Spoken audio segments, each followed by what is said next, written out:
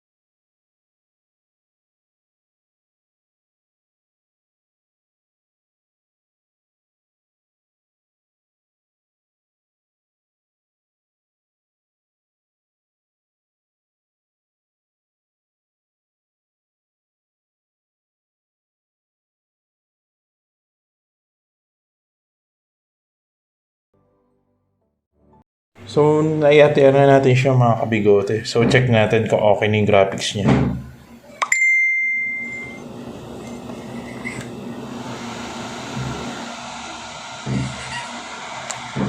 So, wala na siyang guhit mga kabigote. Okay na siya. Kung papansin ninyo, hindi na siya yung katulad ng dati na may guhit. Ulitin ulit natin.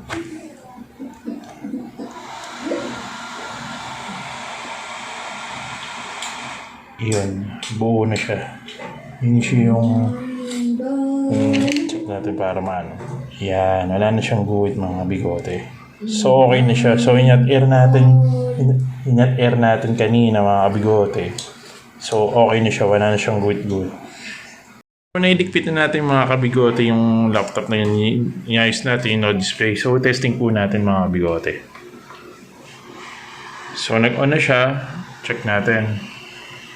So, okay na. Enter tayo ng BIOS. So, wala na siyang guhit. Titingnan natin. So, check natin yung BIOS mabuti.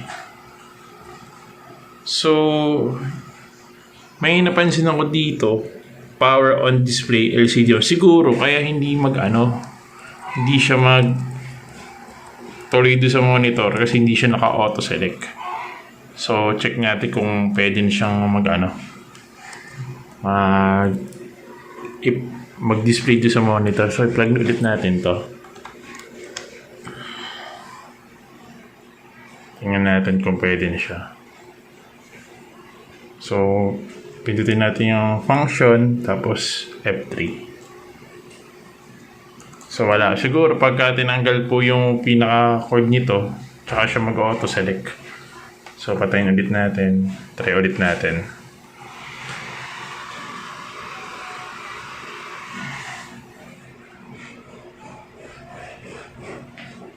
Ayun, dun nag-boot. So, naka-auto-select na siya. So, okay na siya mga kabigot. So, yun lang po guys. So, please subscribe to my channel, Warren Tech Works. Thank you po.